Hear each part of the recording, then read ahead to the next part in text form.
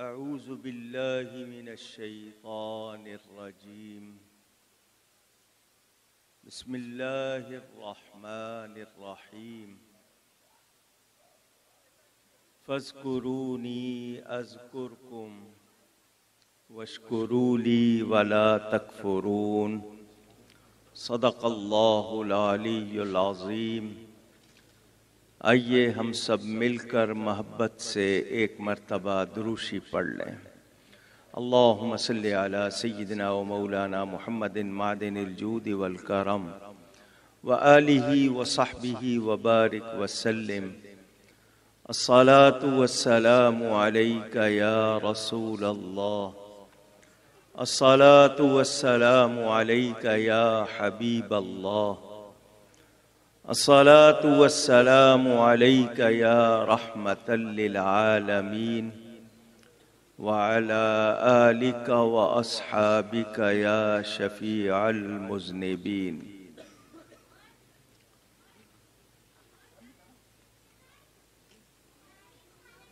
عزیز محترم شجاعت صاحب نے مجھ سے کہا تھا، اور یہ جو رات گزری ہے اس سے پچھلی رات کی بات ہے، 48 گھنٹے ہوئے ہیں ابھی، کہ میں نے محفل رکھنی ہے، آپ تھوڑی دیر کے لیے آ جائیے گا. جمعہ کے دن میں رات کو کوشش کرتا ہوں خطاب نہ ہو، کیونکہ جمعہ کے دن نیند نہیں ہوئی ہوتی اور جمعہ میرا ذرا لمبا ہوتا ہے. پھر شام کو ایک اور پروگرام تھا، تو میں تو صرف حاضری لگوانے آیا تھا. یہاں آتے ہی میرے حوالے مائک کر دیا ہے اور مجھے بہت شکریہ خطاب کے لیے کہہ دیا.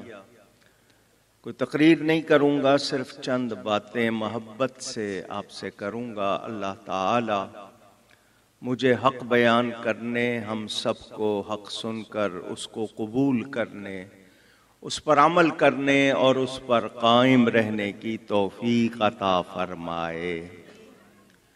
جو دوست کھڑے ہیں اگر بیٹھ سکتے ہوں تو ضرور تشریف رکھیں، اور بیٹھنے میں دشواری ہو تو مجھے کوئی اعتراض نہیں ہے، وہ کھڑے رہ سکتے ہیں.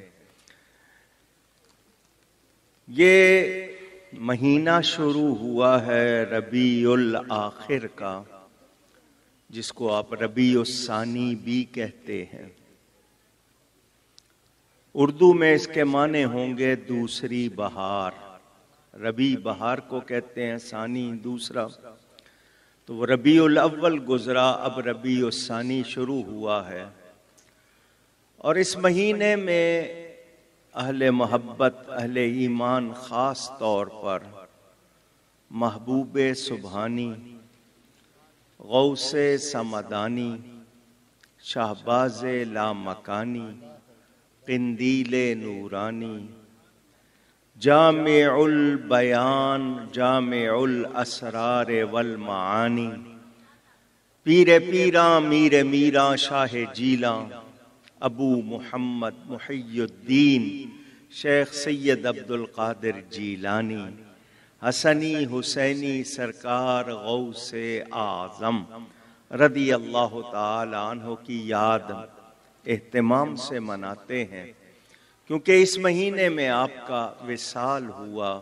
ویسے تو ہر مہینے 11ویں ہوتی ہے، پورا سال ذکر ہوتا ہے، مگر یہ ان کے وصال کا مہینہ، تو جب بھی ان کی یاد منائی جائے، ان کو ایصال ثواب کیا جائے، لوگ اس کو 11ویں شریف کہتے ہیں. تو یہ 11ویں والے کا مہینہ ہے. اب اس میں بہت سے موضوع ہیں. اولیاء کی شان، ولی کس کو کہتے ہیں، اولیاء کون ہوتے ہیں، اولیاء کی کتنی قسمیں ہیں، اولیاء کی مناقب کتنے، قرآن اور حدیث میں کتنی باتیں ہیں ان کے حوالے سے. پھر غوث پاک کا حسب نسب اور ان کی کرامات اور ان کی علمی شان، بہت سی باتیں. پھر ایصال ثواب کا موضوع ہے. یہ 11ویں کس چیز کا نام ہے، یہ تمام باتیں بیان ہوتی ہیں۔ میں نے آیت پڑھی ہے، اللہ فرماتا ہے فَاذْكُرُونِي أَذْكُرْكُمْ، پس تم مجھے یاد کرو میں تمہیں یاد کروں گا۔ کتنی اچھی بات ہے، اللہ تعالی جس کو یاد فرمائے اس سے زیادہ اور سعادت والی بات کون سی ہوگی؟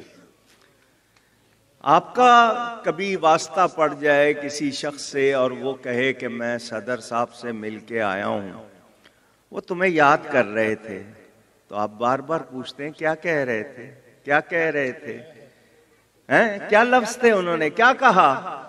تو صدر آج ہے کل نہیں ہوگا، 4 دن کی اس کی بادشاہت پتہ نہیں وہ خود رہتا ہے یا ہٹا دیا جاتا ہے، لیکن اس کا یاد کرنا آپ کے لیے بڑا اہم۔ اب بار بار پوچھتے ہیں کیا کہا تھا، کیا اس نے میرا نام لیا تھا، تو آپ خوش ہوتے ہیں۔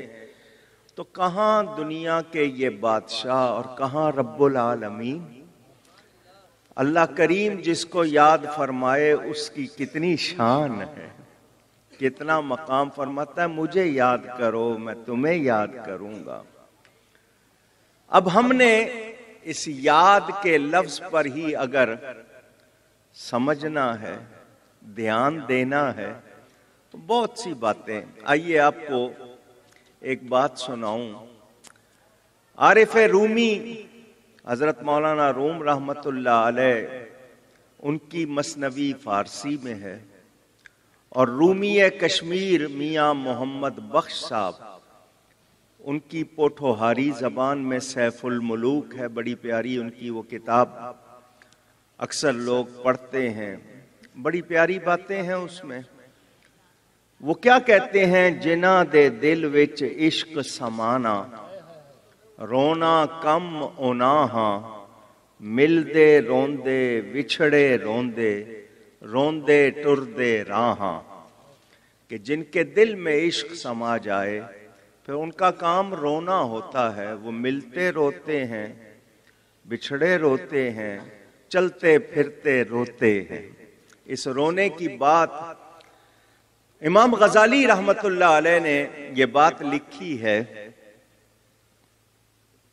حضرت موسیٰ علیہ السلام ایک جگہ سے گزر رہے تھے تو ایک پتھر کو دیکھا، وہ رو رہا تھا۔ ہمیں نظر نہیں آتے پتھر روتے ہوئے، اللہ والوں کو نظر آتے ہیں، کیونکہ اللہ والے آنکھ والے ہوتے ہیں۔ اللہ والے، آپ کہتے ہیں ہم بھی آنکھ والے ہیں، تو آنکھ والے کہنے کا مطلب یہ کہ ان کی آنکھوں میں کیا کمال ہوتا ہے۔ اللہ فرماتا ہے جو میرے پیارے بن جاتے ہیں ان کی آنکھیں میں بن جاتا ہوں۔ تو آنکھ بندے کی، قوت خدا کی، پھر انہیں جو نظر آتا ہے وہ عام لوگوں کو نظر نہیں آتا۔ اللہ والے اللہ کی عطا سے بہت کچھ دیکھتے ہیں۔ تو موسیٰ علیہ السلام نے اس کو روتے ہوئے دیکھا تو اس کے پاس گئے، پوچھا کیوں رو رہا ہے؟ اس نے کہا میں نے اللہ کا فرمان سنا ہے وقودها الناس والحجارہ، کہ جہنم کی جو آگ دہکائی جائے گی اس میں پتھر بھی ڈالے جائیں گے، تو میں رو رہا ہوں کہیں میرا بھی اس میں شمار نہ ہو جائے ان آگ والے پتھروں میں، کہ مجھے بھی جہنم میں ڈالا جائے اور مجھ سے آگ دہکائی جائے، میں بھی جلوں، تو میں اس خوف سے رو رہا ہوں۔ خوف آ جائے تو پتھر کو آ جائے، نہ آئے تو پتھر دل انسان کو نہ آئے۔ سوچنے کی بات ہے، ہم اللہ سے ڈرتے نہیں ہیں، یہی ہماری کمزوری ہو گئی، اسی وجہ سے ہم ناکام ہو گئے۔ موسیٰ علیہ السلام بڑے رشک سے اس کو کہ یہ اللہ کے خوف سے رو رہا ہے، اس کو اللہ سے اتنی محبت اور یہ اللہ سے اتنا ڈرنے والا ہے۔ موسیٰ علیہ السلام نے اللہ کی بارگاہ میں عرض کی مولا یہ تیرے خوف سے رو رہا ہے، میں تیرا نبی ہوں، سفارش کرتا ہوں تو میری عرض سن لے اور اس کو جہنم میں ڈالے جانے والے پتھروں سے الگ کر دے کہ یہ اس میں نہ ڈالا جائے۔ اللہ کی طرف سے جواب آیا، اے موسیٰ تم پیارے ہو، تم نے سفارش کی ہے، اس کو تسلی دے دو، ہم اس کو آگ میں نہیں ڈالیں گے۔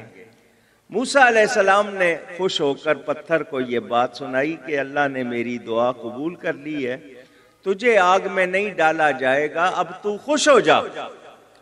وہ بہت خوش ہو گیا، اس نے شکریہ ادا کیا، موسیٰ علیہ السلام تشریف لے گئے۔ کچھ عرصے کے بعد موسیٰ علیہ السلام کا گزر پھر اسی راستے پر ہوا تو دیکھا وہ پتھر پھر رو رہا تھا۔ میں نے تو اس کی سفارش کر دی تھی، اس کو تو خوشخبری مل چکی ہے، پھر اس کے پاس گئے، تجھے تو خوشخبری سنا دی گئی، اب کیوں رو رہا ہے؟ تو یہ جو جواب ہے یہ میں نے آپ کو سنانا ہے اگر آپ کے دل حاضر ہیں۔ ایک تو کان ہوتے ہیں نا، دل حاضر ہیں تو سنیں۔ اس پتھر نے کہا، اے موسیٰ اسی رونے نے تو کام بنایا تھا، اسی رونے کی وجہ سے تو بگڑی بنی تھی، میں یہ رونا کیسے چھوڑ دوں، اسی نے تو مجھے پار لگایا تھا۔ تو ہم اللہ کی یاد ضرورت پر کرتے ہیں، تکلیف آ جائے تو اللہ کو یاد کر لیا، کوئی اور مطلب ہے یا اللہ فلاں کام ہو جائے، فلاں مشکل حل ہو جائے، فلاں مراد پوری ہو جائے، اس کے سوا ہم یاد کرتے نہیں۔ حکم کیا ہے؟ سانس اندر جائے تو اللہ، باہر نکلے تو ہو، ہر سانس کے ساتھ اللہ کا ذکر کریں۔ حضرت سلطان باہو رحمت اللہ علیہ فرماتے ہیں، جو دم غافل سو دم کافر، دم سانس کو کہتے ہیں کہ جو سانس غفلت میں گزری ہے، بغیر اللہ کی یاد کے گزری ہے، وہ ایمان پہ نہیں گزری۔ جو دم غافل سو دم کافر، مینو مرشد اے ہو پڑھایا ہو۔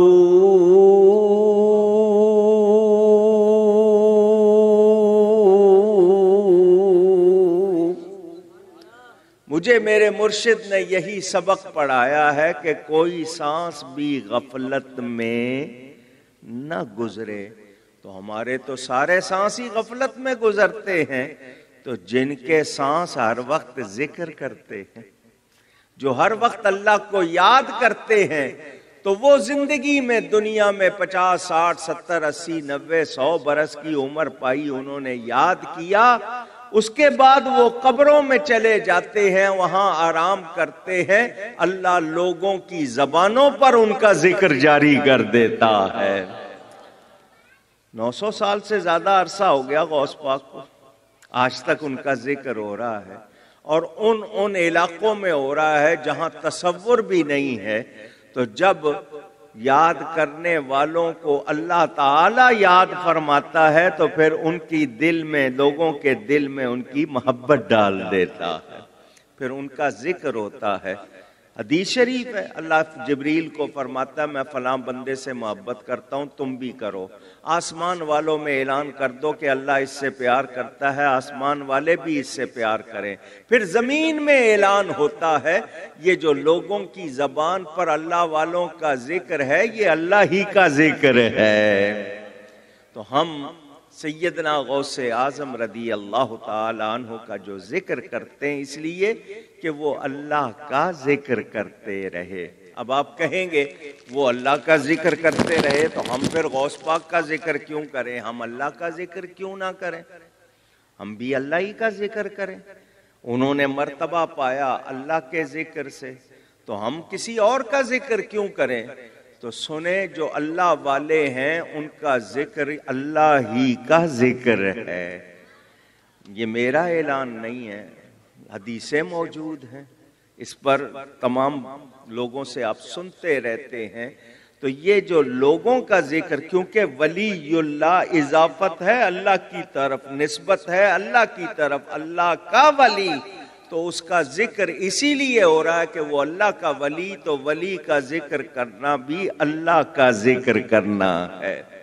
تو جب ولیوں کی یہ شان ہے، نبیوں کی کتنی شان ہوگی، اور پھر نبیوں کے نبی کی کتنی شان ہوگی، اندازہ کیا جا سکتا ہے۔ ایک دو مسئلے آپ کو سمجھا دیتا ہوں۔ 11ویں شریف، چونکہ 11 تاریخ مشہور ہے سیدنا غوث اعظم رضی اللہ تعالی عنہ کی، تو ان کو جب بھی ایصال ثواب کیا جائے اس کو 11ویں کہہ دیتے ہیں۔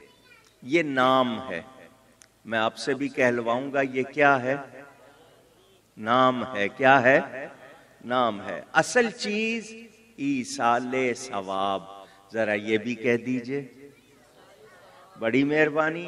یہ دونوں عربی کے لفظ ہیں، ایصال ثواب، اس کا مطلب کوئی نیکی کریں ہم تو ہمیں اللہ سے ثواب کی امید کہ اللہ اس کا اچھا بدل دے گا، جس کو ثواب کہتے ہیں۔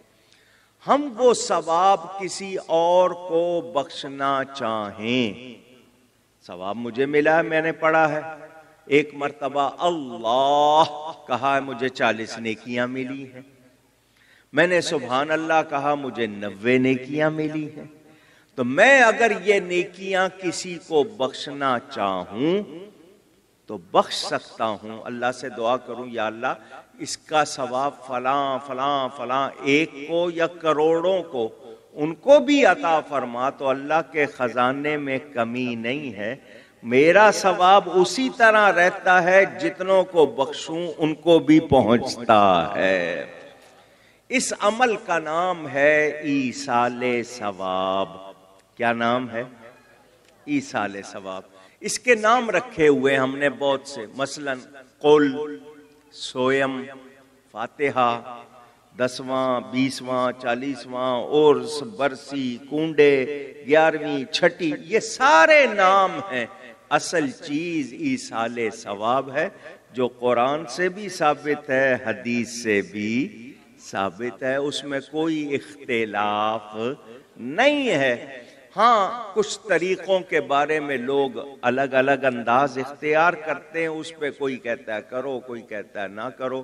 میں کہتا ہوں یہ جھگڑنے کی باتیں نہیں ہیں، ہم زندہ رہ کے ایک دوسرے کو فائدہ پہنچاتے ہیں، تو وفات پائے ہوئے کو فائدہ کس طرح پہنچایا جائے کہ اس کو ایصال ثواب کیا جائے۔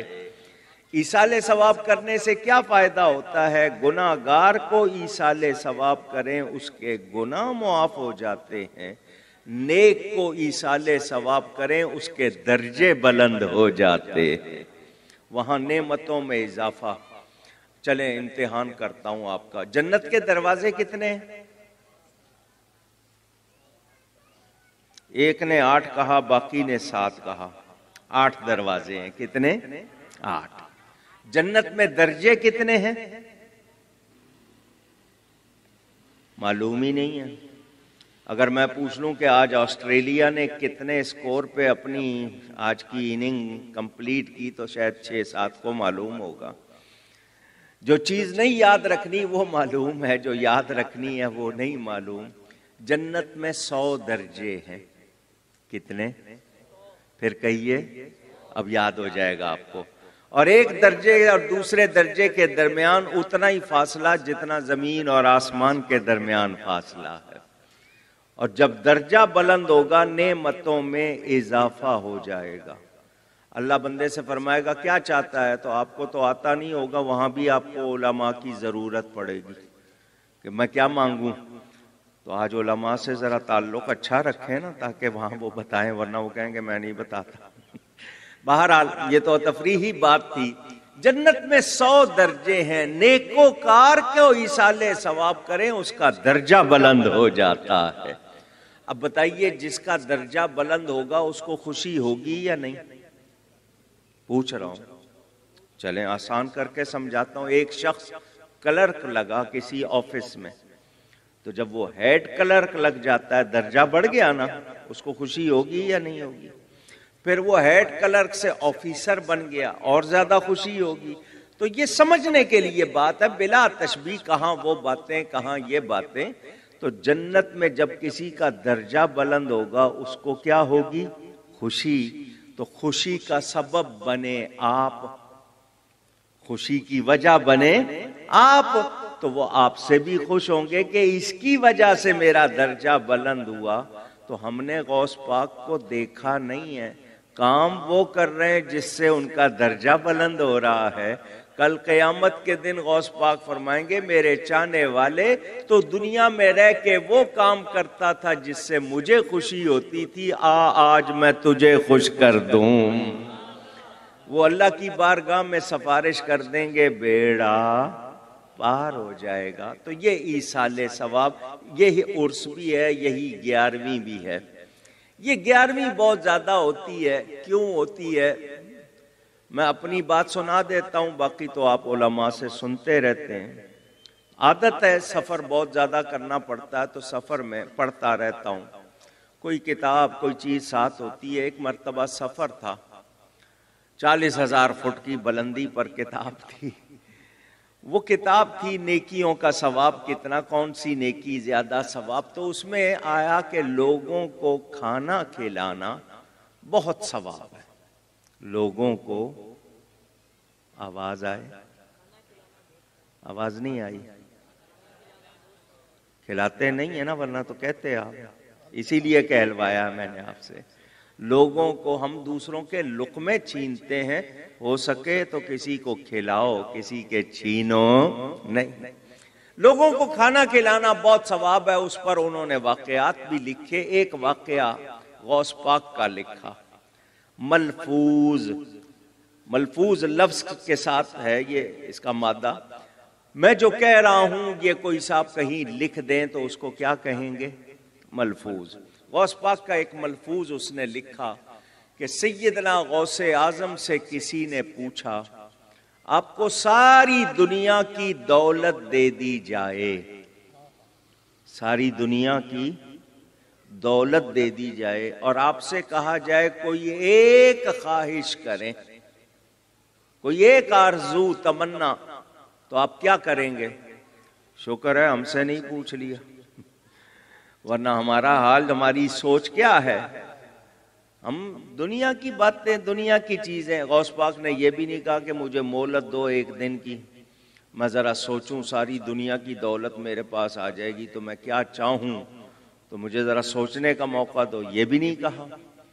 حالانکہ وہ لطیفہ بنا ہوا ہے نا، بچہ پاس ہوا، باپ کنجوس تھا لیکن بچے کے پاس ہونے پر خوش ہو کے کہنے لگا کیا انعام چاہیے؟ وہ بچے نے سوچا باپ نے پہلی مرتبہ آفر کی ہے، پیشکش کی ہے، تو کوئی میں چیز مانگوں؟ اس نے کہا ابا جان مجھے ایک دن کی مہلت دے دیں۔ اگلے دن وہ باپ کے پاس آیا، آپ کل پوچھ رہے تھے نا کیا چاہتے ہو؟ تو باپ نے کہا تم نے ایک دن کی مہلت مانگی تھی، وہ میں نے تمہیں دے دی، اب کیا چاہتے ہو؟ جو مانگا تھا وہ تو دے دیا۔ تو ہمارا تو یہ حال ہے۔ تو غوث پاک نے دیر نہیں لگائی، یہ نہیں کہا کہ مجھے سوچنے دو، فوراً کہا اگر ایسا ہوگا تو میں لوگوں کو کھانا کھلاؤں گا۔ اللہ والوں کی سوچ دیکھیں، اپنے لیے نہیں کہا کہ میں کوئی پلاٹ لوں گا، کوئی علاقہ بناؤں گا، کوئی جاگیر بناؤں گا، نہیں، فرمایا لوگوں کو کھانا کھلاؤں گا۔ یہ ملفوظ یہاں ختم ہو گیا تو اگلے نے لکھا دیکھو کھانا کھلانا کتنی بات، کہ غوث پاک نے بھی تمنا کی تو کھانا کھلانے کی۔ میں نے کتاب بند کر دی، سوچ میں پڑ گیا کہ غوث پاک سے پوچھا گیا ساری دنیا کی دولت دے دیں، کوئی ایک خواہش کریں۔ انہوں نے خواہش کر بھی دی، بیان بھی کر دی کہ ایسا ہوگا تو میں چاہوں گا لوگوں کو کھانا کھلاؤں۔ ٹھیک ہے، کھانا کھلانا بڑا ثواب، مگر غوث پاک نے جب خواہش بیان کی تو اب نتیجہ کیا ہوا؟ وہ تو محبوب ہے، محبوب سبحانی ان کا لقب ہے، اور محبوب کی بات ٹالی جاتی نہیں، محبوب کی بات تو پوری کی جاتی ہے۔ میں نے غوث پاک کی روح سے مدد مانگی، معنی سمجھ میں آ گیا۔ اللہ نے کیا فرمایا؟ پیارے خواہش تو نے کی ہے، تو اپنی قبر میں آرام کر رہا ہوگا، ساری دنیا کو تیرے نام پہ کھانا میں کھلاؤں گا۔ پوری دنیا میں 11ویں ہو رہی ہے اور غوث پاک کے نام پہ لنگر چل رہا ہے، دنیا کھا رہی ہے، طرح طرح کے کھانے کھا رہی ہے. تو اللہ والے یہ کبھی اپنے لیے کچھ چاہتے نہیں. ان کا مقصد کیا ہے؟ مخلوق کی بھلائی، دینی، دنیاوی، اخروی. وہ ہمارے ظاہر کو بھی اچھا کرتے ہیں، باطن کو بھی اچھا کرتے ہیں. تو ہمیں سوچنا چاہیے. سیدنا غوث اعظم رضی اللہ تعالی عنہ صرف اتنی بات ہی کافی ہے کہ سید ہیں، آل رسول ہیں، نبی پاک صلی اللہ علیہ وسلم کا خون ہے، حضرت امام حسن کی اولاد ہے، باپ کی طرف سے، ماں کی طرف سے امام حسین کی اولاد ہے. حسنی حسینی، اس کو نجیب الطرفین کہتے ہیں کہ دونوں طرف سے آپ کو یہ شرف حاصل ہے. حسنی حسینی سید ہے اور پھر اپنے وقت کے سب سے بڑے عالم ہیں. کتنی عبادت کی ہے؟ 25 سال جنگلوں میں گزارے. کتنا عرصہ؟ اونچی آپ کو 25 گھنٹے گزارنے مشکل ہوں گے. 25 سال مجاہدہ کیا، حالانکہ مادرزاد، ماں کے پیٹ سے ولی پیدا ہوئے. مجاہدہ کا مطلب کہ اپنے آپ کو ایسا بنانا کہ اللہ کی نافرمانی ہو ہی نہیں، کر ہی نہ سکیں، ایسے ہو جائیں. اتنا مجاہدہ کیا. فرماتے ہیں کبھی پتے مل جاتے تھے، گھاس مل جاتی تھی، وہ کھاتا تھا. 3 سال فرماتے ہیں میں نے کچھ بھی کھایا پیا نہیں. کتنا عرصہ؟ 3 سال. میڈیکل سائنس نہیں مانتی مگر یہ بات سچی ہے. میڈیکل سائنس آج کہتی ہے نہیں جی بندہ 1 دن 2 دن اگر وہ ڈرپ لگا دو تو زیادہ وقت، وہ بھی نہ لگاؤ تو بندہ نہیں چل سکتا، مر جائے گا. غوث پاک فرماتے ہیں 3 سال کچھ نہیں کھایا پیا. اور یہ بات اگر 900 سال پرانی ہے تو ہم نے اس 14ویں صدی میں دیکھی ہے. ابھی صرف 5 یا 6 سال نہیں، 5 سال بھی نہیں ہوئے، 3 سال کے قریب ہوا ہے. مانسیرا آپ کے پاکستان کا علاقہ ہے. بابا رحمت اللہ جس کو بابا دھنکا کہتے تھے، اس کو دنیا نے دیکھا 25 سال اس شخص نے کچھ کھایا پیا نہیں. بڑے بڑے وزیر اور صدر وغیرہ جا کے اسے ڈنڈے کھاتے تھے، وہ ڈنڈا مارتا تھا. بابا جی بیٹھ جاتے تھے، سوکھ گئے تھے، بدن سوکھ گیا تھا مگر نماز پڑھنی ہے. انہوں نے پوری طاقت، ڈنڈا بابا جی کے ہاتھ میں، لوگ لائن لگا کے گزر رہے ہیں، ہر کوئی آ رہا ہے. ہاں بھئی کیا چاہتے ہو؟ کہ بابا جی فلانا کام. ان کا اللہ کرنے والا ہے، ہلکا سا ڈنڈا مارا، جاؤ اللہ خیر کرے گا. آپ کہیے وزیر امیر صدر سارے ڈنڈے کھائے ہوئے ہیں اس کے. جس کی نیت خراب ہوتی تھی یا جو کردار کا برا، بابا ٹکا کے مارتا تھا. بابا کو نظر آتا تھا اللہ کی عطا سے اس کے اندر کا حال کیا، بابا اس کو ٹکا کے مارتا تھا، آواز آتی تھی باقاعدہ. میں بھی ان کو دیکھنے گیا تھا. 25 سال انہوں نے کچھ کھایا پیا. یہ 14ویں صدی میں لوگ کہتے ہیں نہیں ہو سکتا. میں اس کی بات سنا رہا ہوں اور ہزاروں نے دیکھا.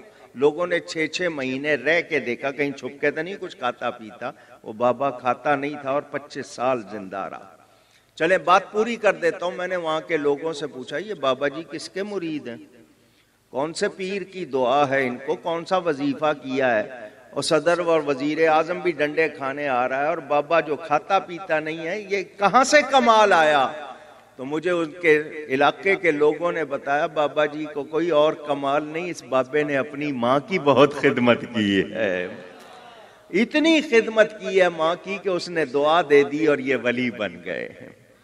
تو 14ویں صدی میں ماں کی دعا سے ولی بننے والے کی یہ شان، تو جو پیدا ہی ولی ہوا ہے اس کی کتنی شان ہوگی.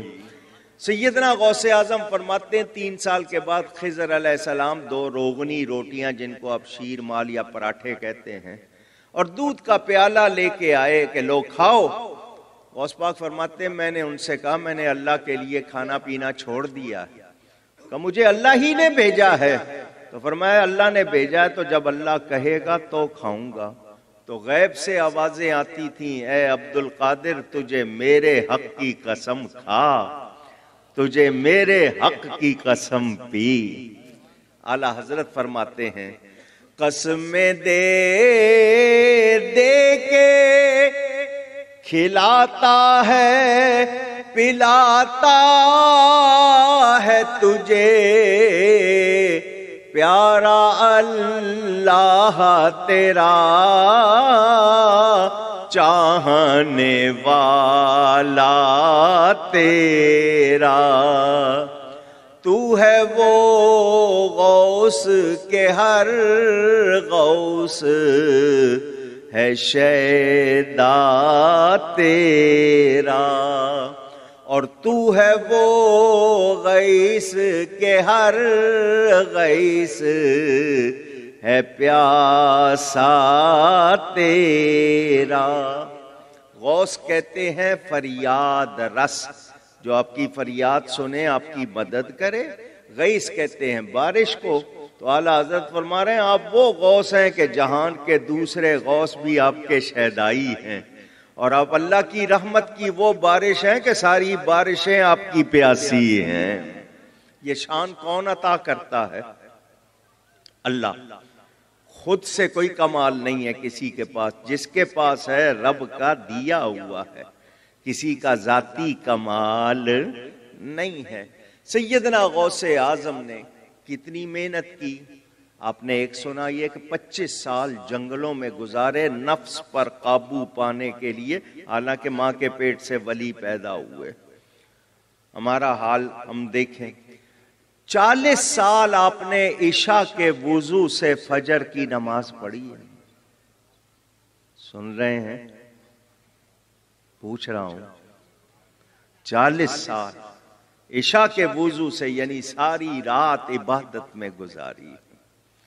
15 سال اس طرح گزارے کہ عشاء کے بعد آپ کا جو کمرہ تھا، حجرہ تھا، اس میں ایک کھونٹی گاڑ رکھی تھی آپ نے دیوار میں۔ عشاء کے بعد جاتے، ایک ہاتھ سے اس کھونٹی کو پکڑ لیتے اور ایک ٹانگ اٹھا لیتے، ایک ٹانگ پر کھڑے ہو کر بسم اللہ سے قرآن شریف پڑھنا شروع کرتے۔ فجر سے پہلے اٹھائی ہوئی ٹانگ اس وقت زمین پر رکھتے جب پورا قرآن ختم کر لیتے تھے۔ سوچیں، ہم تو شاید سال میں ایک مرتبہ قرآن پڑھتے ہوں، وہ ایک رات میں، اور 15 سال مسلسل، 91 برس عمر پائی ہے غوث پاک نے، 91۔ کتنی محنت کی ہے۔ اور کرامت کے حوالے سے بات کروں میں تو اسی طرح بولتا چلا جا رہا ہوں، وقت گزر رہا ہے۔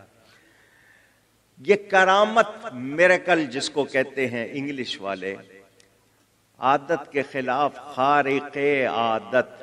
مثلا آپ کی گھڑی میں میں پوچھوں کہ 12 کب بجیں گے، تو آپ منٹ گن کے بتا دیں گے اتنے منٹ کے بعد۔ میں پوچھوں گا اس سے پہلے بج سکتے ہیں، کیونکہ گھنٹے بجیں گے 12۔ آپ کہیں گے نہیں، میں چابی گھما دوں تو گھنٹے بج جائیں گے 12 یا نہیں؟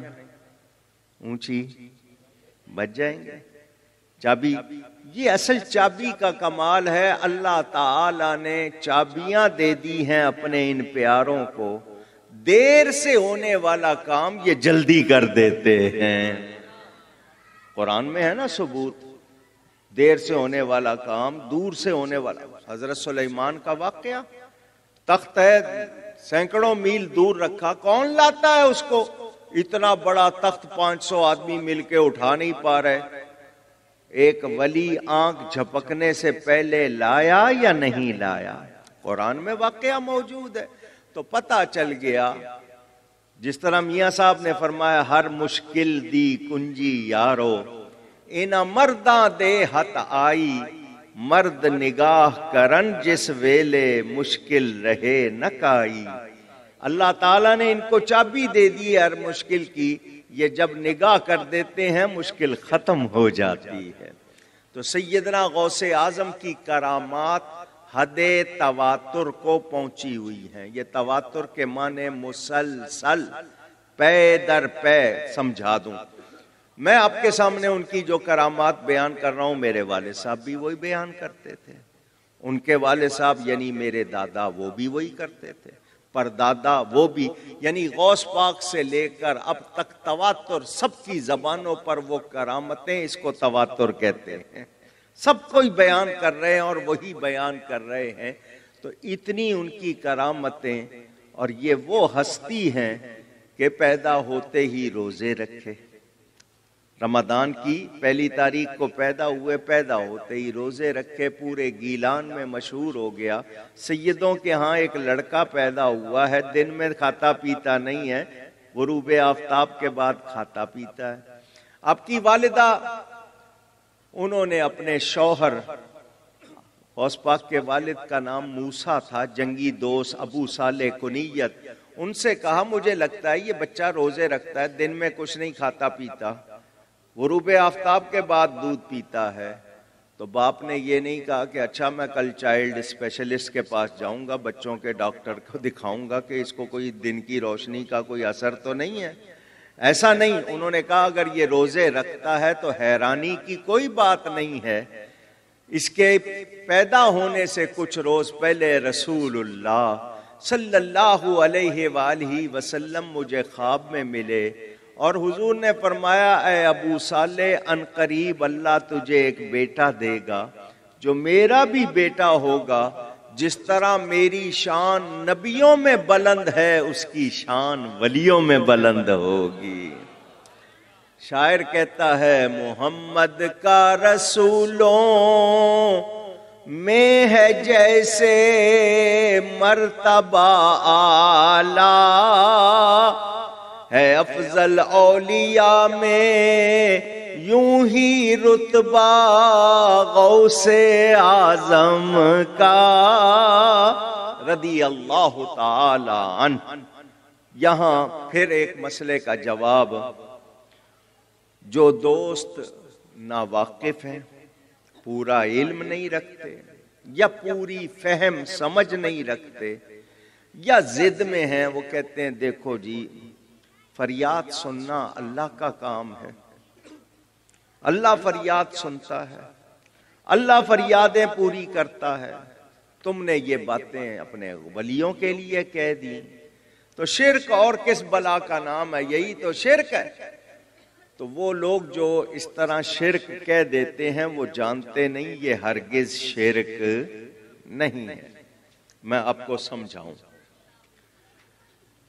آپ لوگ مسجد میں جاتے ہیں، نماز پڑھتے ہیں، تو نماز کی شرطوں میں سے ایک شرط ہے کہ آپ کا بدن پاک ہو، کپڑے پاک ہوں، جگہ ہیں یہ شرطیں یا نہیں؟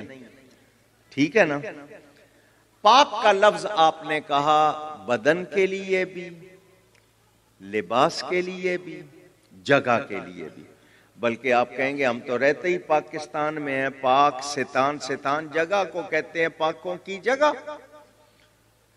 اور ساتھ میں آپ کہتے ہیں سبحان اللہ، ایک بار کہیے گا. اس کا معنی کوئی بتائے؟ اللہ پاک ہے. سبحان اللہ کے معنی اللہ، آپ نے برتن کو بھی پاک کہا، بدن کو بھی پاک کہا، جگہ کو بھی پاک کہا، لباس کو بھی پاک کہا، اپنے وطن کو بھی پاک کہا. وہی لفظ آپ نے اللہ کے لیے بولا، تو کیا برابری ہو گئی؟ پوچھ رہا ہوں. نہیں. کیوں؟ کہ لفظ ایک ہے، حقیقت ایک. جیسا برتن یا بدن یا لباس کو پاک مانتے ہیں، اللہ کو ویسا پاک نہیں. اللہ اپنی شان کے مطابق پاک ہے. یہ چیزیں اپنے حال کے مطابق ہیں. جب فرق ہو جائے تو برابری نہیں ہوتی، جب برابری نہیں تو شرک بھی نہیں. اور سن لیں، آپ لوگ مجھے دیکھ رہے ہیں، بولنے پہ ٹیکس نہیں ہے بھائی. پتا مجھے بہت مہنگائی ہو گئی ہے، تبدیلی آئی ہے نا، نیا پاکستان ہے، مہنگائی بہت ہو گئی، لیکن ابھی تک بولنے پہ ٹیکس نہیں ہے. جواب دیجئے. مجھے دیکھ رہے ہیں؟ دیکھنے والے کو بصیر کہتے ہیں. آپ لوگ مجھے سن رہے ہیں؟ سننے والے کو سمیع کہتے ہیں. سمیع سننے والا، بصیر دیکھنے والا. قرآن کہتا ہے انہ هو السمیع البصیر، بے شک وہ یعنی اللہ سننے والا دیکھنے والا. تو پھر ہم کیوں دیکھ رہے ہیں، پھر ہم کیوں سن رہے ہیں؟ سننا دیکھنا تو اللہ کی شان. اب یہی شان کسی اور میں مانیں گے تو جو چیز ایک ہی چیز دو لوگوں میں ہے تو برابری ہو گئی، اس میں بھی ہے اس میں بھی ہے تو برابری ہو گئی. تو کیا شرک ہو گیا؟ نہیں. کیوں کہ اللہ سمیع خود سے ہے، اللہ بصیر خود سے ہے، اس کو کسی نے سننے دیکھنے والا بنایا نہیں. قرآن کہتا ہے وَجَعَلْنَاهُ سَمِيعًا بَصِيرًا کہ ہم نے انسان کو سننے دیکھنے والا بنایا. تو ہمارا کمال اللہ کا دیا ہوا، اللہ کا کمال اس کا اپنا ذاتی، اور جیسا اللہ کا کمال ہے کسی اور کا ہو سکتا نہیں. تو جب برابری نہیں تو شرک بھی نہیں. اب آپ یہ کہیے کہ جی فریاد سننا اللہ کا کام ہے، بندے کے لیے کیوں کہہ رہے ہو؟ تو آپ کے سامنے بھی اخباروں میں چھپتا ہے، صدر صاحب سے فریاد، وزیر اعظم سے فریاد، پولیس والوں سے فریاد، فوج والوں سے فریاد. چھپتی ہیں خبریں آپ کے یہاں، اشتہار چھپتے ہیں یا نہیں؟ تو پھر یہ وہاں پر شرک کا فتویٰ کیوں نہیں لگتا؟ اگر واقعی شرک ہے تو پھر وہاں بھی فتویٰ لگائیں، بلکہ کہہ دیں کہ صدر صاحب بھی، وزیر اعظم بھی، پولیس والے بھی، فوج والے بھی، سارے جتنے سارے مشرک. لگاؤ نا ذرا فتویٰ. لیکن وہاں گورنمنٹ کا ڈنڈا ہے، وہاں فتویٰ نہیں چلتا. اللہ والوں پہ فوراً لگا دیتے ہو. تو اللہ تعالیٰ نے ان کو غوث بنایا، ولی بنایا، شان والا بنایا، یہ خود سے نہیں ہے. اللہ تعالیٰ نے مجھے اور آپ کو طاقت دی اور حکم دیا تعاونوا علی البر والتقوی، نیکی اور بھلائی کے کاموں میں ایک دوسرے کی مدد کرو. تو اگر بندہ مدد کر ہی نہیں سکتا تو اللہ نے کیوں حکم دیا ہے؟ آپ کے پاس کوئی آئے مانگتا ہے، آپ کی حیثیت کے مطابق آپ دیتے ہیں یا نہیں دیتے ہیں؟ اور حکم ہے جنگل میں آپ جا رہے ہوں، کسی نئے شہر میں جائیں تو وہاں جا کر کیا کہیں؟ یا عباد اللہ اعینونی. حدیث سنا رہا ہوں، راستہ بھول جائیں، جنگل میں ہوں یا شہر نئے میں جائیں تو کیا کہیں؟ یا عباد اللہ اعینونی. بلکہ آپ کو ایک نسخہ یاد کرا دوں، آپ کی چیزیں گھر میں گم ہو جاتی ہوں گی. اول آخر 3 مرتبہ درود شریف پڑھو اور 3 مرتبہ یہ پڑھو اور پھر ڈھونڈو، چیز مل جائے گی انشاءاللہ. اور طبرانی میں اغیثونی کے الفاظ بھی ہیں، یا عباد اللہ اغیثونی، طبرانی حدیث کی کتاب، کہ اے اللہ کے بندو میری فریاد سنو، میری مدد کرو. خود حکم دیا جا رہا ہے اور اللہ کے بندوں سے مدد مانگنے اور ان سے فریاد کرنے کا. تو کیا مطلب کہ یہ خود سے نہیں کرتے، ان کو اللہ نے طاقت عطا کی ہے، یہ اللہ کی دی ہوئی طاقت سے مدد کرتے ہیں کرتے. لیکن جنہوں نے نہیں ماننا انہوں نے نہیں ماننا. وہ میرے مرغے کی ایک ٹانگ، انہوں نے تو ہلنا نہیں ہے. وہاں کیا کر لیں گے آپ؟ وہ بیٹا ماں کے پاس آیا، اماں کوا سفید ہوتا ہے؟ ماں نے کہا بیٹا نہیں ہوتا. اماں میں نے تو شرط لگا لی ہے. ماں نے کہا بیٹا تو ہار جائے گا کیونکہ کوا سفید نہیں ہوتا. اس نے کہا اماں میں نہیں ہاروں گا. ماں نے کہا بیٹا جب کوا سفید نہیں ہوتا تو تو ہار جائے گا. اس نے کہا نہیں ہاروں گا. کیسے؟ اس نے کہا میں مانوں گا ہی نہیں. تو جو نہ مانے یہ کہ میں نہ مانوں، اس کا کوئی علاج نہیں ہے. آج آپ کہتے ہو جی فلانا انجیکشن اتنا اثر دکھاتا ہے، ٹیبلٹ، کیپسول، یہ وہ، ان سب کے لیے مان لیتے ہو. تو جڑی بوٹیاں بھی اللہ نے بنائی ہیں، دواؤں میں تاثیر بھی اللہ نے رکھی ہے. جو اللہ دواؤں میں تاثیر رکھتا ہے وہی اپنے بندوں میں بھی تاثیر رکھتا ہے. اور اللہ کے بندے اللہ کی عطا سے مدد کرتے ہیں. تو یہ نہیں ہے کہ ہمارا کوئی عقیدہ غلط. کہتے ہیں تم اللہ کو نہیں پکارتے ہو، غوث کو پکارتے ہو. تو بھائی اگر ہم پکارتے ہیں تو اپنے غوث کو پکارتے ہیں، تمہارے تو کسی کو نہیں پکارتے. تو تم ہم سے کیوں ناراض ہوتے ہو؟ تو اللہ کے پیاروں کو پکارنا غلط نہیں ہے. اور یہ بھی میں اگر آپ کو سنانے لگوں پوری روایت، میرے والد صاحب قبلہ کی کتاب ہے راہ حق، اردو میں ہے، ضیاء القرآن پبلیکیشن سے چھپی ہوئی، پڑھ لیجئے گا. یا کہہ کے پکارنا، بعد از وفات پکارنا، مدد مانگنا، جو اعتراض کرتے ہیں ان کی کتابوں سے جواب دیا ہوا ہے. تو آپ کی تسلی ہو جائے. میں نے مختصراً بات کرنی تھی لیکن پھر بھی میں 50 منٹ لے گیا ہوں آپ کو پتہ بھی نہیں چلا. سوچا تھا میں نے 15 منٹ کا، تو 50 پہ بات پہنچ گئی ہے. سمیٹوں میں اور آپ یاد رکھیں، ہم اللہ والوں کی نسبت اور ان سے پیار اگر کرتے ہیں تو جو اللہ کے لیے اللہ والوں سے پیار کرتا ہے، یہ پیار کرنا اس کو دنیا و آخرت میں نفع دیتا ہے. یہاں بھی فائدہ، وہاں بھی. قرآن کہتا ہے یوم ندعو کل اناس بامامہم، قیامت کے دن لوگوں کو اماموں کے ساتھ پکارا جائے گا. تو اماموں کا درجہ ہے نا، وہ روحانی امام ہیں، شرعی طریقت کے، شریعت کے امام، تو ان کے ناموں سے پکارا جائے گا. قیامت کے دن آواز لگ رہی ہوگی، کہاں ہے غوث اعظم کے ماننے والے، آ جائیں ادھر.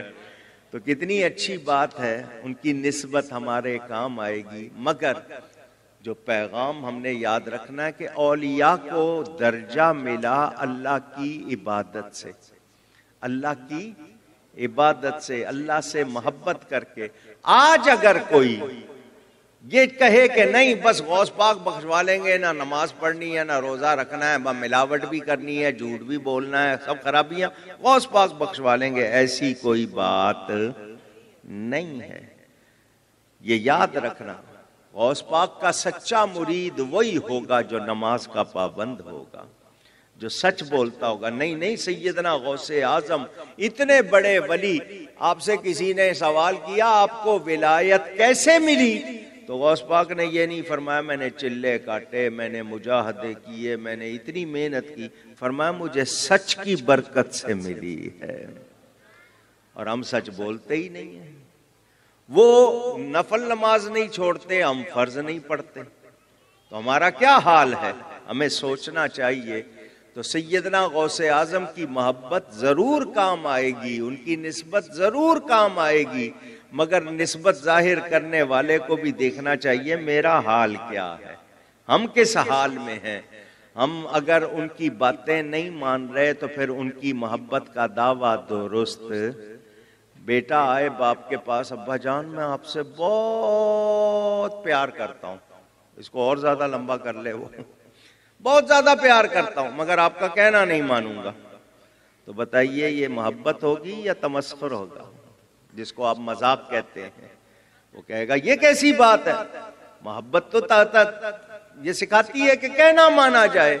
تو آج غوث پاک سے محبت کا دعویٰ ہو، ان کا کہنا نہ مانے تو محبت کا دعویٰ سچا نہیں ہو سکتا. میرے دوستوں اور بزرگوں، وہ غوث اعظم آج بھی بغداد میں اللہ کی عطا سے آج بھی صاحب کرامت ہیں، آج بھی لوگوں کی مدد کرتے ہیں.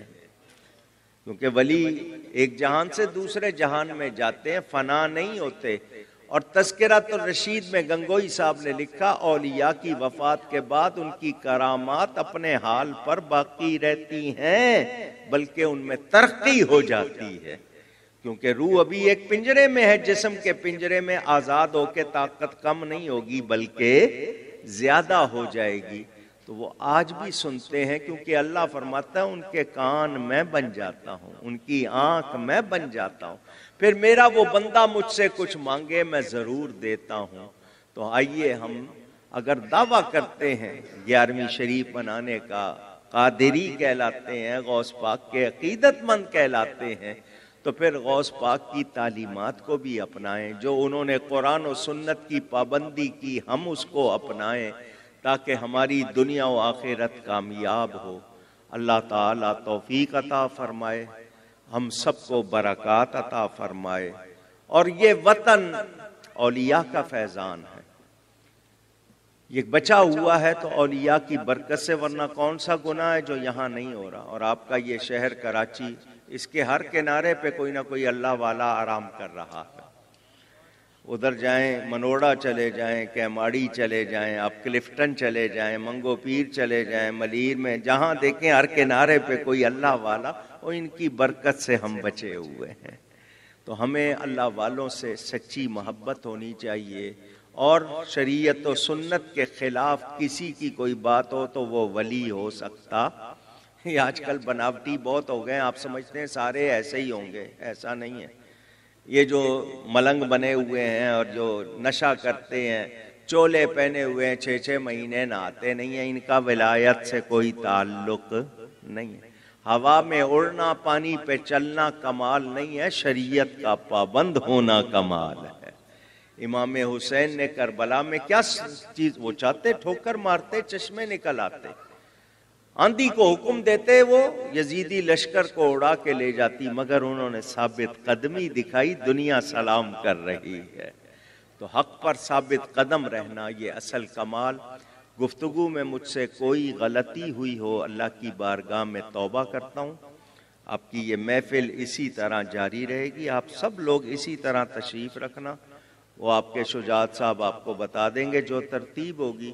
میں صرف حاضری لگوانے آیا تھا. اللہ تعالیٰ قبول فرمائے اور ان کو برکات عطا فرمائے. وآخر دعوانا ان الحمد للہ رب العالمین.